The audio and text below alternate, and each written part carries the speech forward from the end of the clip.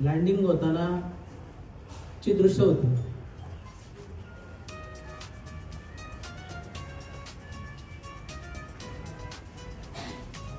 पण याच्या आधी पण अशा बऱ्याच घटना घडल्या होत्या का बातम्या टीव्हीवर यायच्या का ह्या नेत्याचं हेलिकॉप्टर थोडं क्रॅश झाले, लँडिंग होताना थोडं घसरले. पण अशी कुठे एवढी दुःखदायक बातमी असं आम्हाला वाटलं होतं. 2-2 तास टीव्हीवरती आम्ही टीव्ही लावून नजरा एकच होत्या का दादा सुखरूप असतील.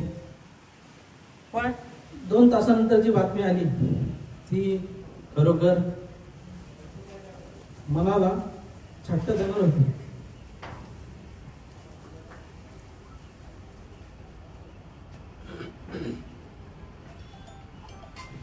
एक प्रसंग नक्की सांगेन. मुख्यमंत्री जरी असले तरी पण असं नाही का आम्ही त्यांना टीव्हीवरच बघायचो. मी असेल, माझ्या समोर अंकित असेल, आम्ही बऱ्याच वेळा दादांना भेटलोय. एका पोलीस स्टेशनच्या माध्यमातून एक नाव आमच्या कार्यकर्त्यांनी त्या यादीत टाकलं होतं आणि 8 वाजता दादांचा फोन मला डायरेक्ट आला. भूषण, तो कार्यकर्ता माझा आहे, त्याला अजिबात त्रास होता कामा नये आणि अजून तुम्ही झोपता का रे? बरोबर. तर मी बोललो नाही दादा, बॅडमिंटन खेळायला जातो. फोन 2 मिस कॉल होते, फोन उचलायला उशीर झाला. त्यांचे पीएचे दोन्ही मिस कॉल बघितल्यानंतर त्यांनी मला असं डायरेक्ट झापला आणि कामं करा. आणि कामाचा माणूस सकाळी दररोज 4 वाजता जर का 6 वाजता ते फील्डवर असतील तर ते उठत किती वाजता असतील? 4 वाजता ते नक्कीच उठत असतील आणि संपूर्ण महाराष्ट्राचा पदभार ते स्वीकारत असतील. आणि हे नुकसान फक्त राष्ट्रवादीचं नसून हे संपूर्ण सगळ्याच पक्षाचं, महाराष्ट्राचं आणि मी तर म्हणेन देशाचं झालेलं नुकसान आहे. ही पोकळी कधी न भरून निघणारी आहे.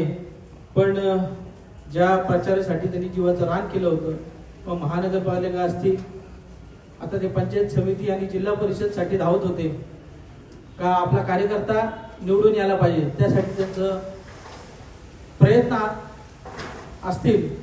ते प्रयत्न म्हणजे त्यांच्या ज्या मनात होतं त्यांना भावपूर्ण श्रद्धांजली मी सर्व कार्यकर्त्यांना आवाहन करेन की जास्तीत जास्त जिथं जिथं परिवर्तन विकास आघाडीचे उमेदवार असतील त्यांना त्या माध्यमातून तुम्ही दादांना ही भावपूर्ण श्रद्धांजली तुम्हाला ही द्यावीच लागेल.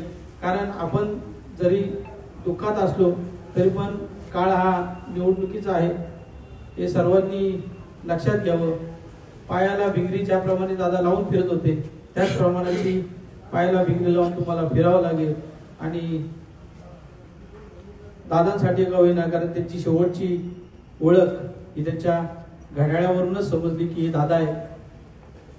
तर मी सर्वांना एवढंच सांगेन.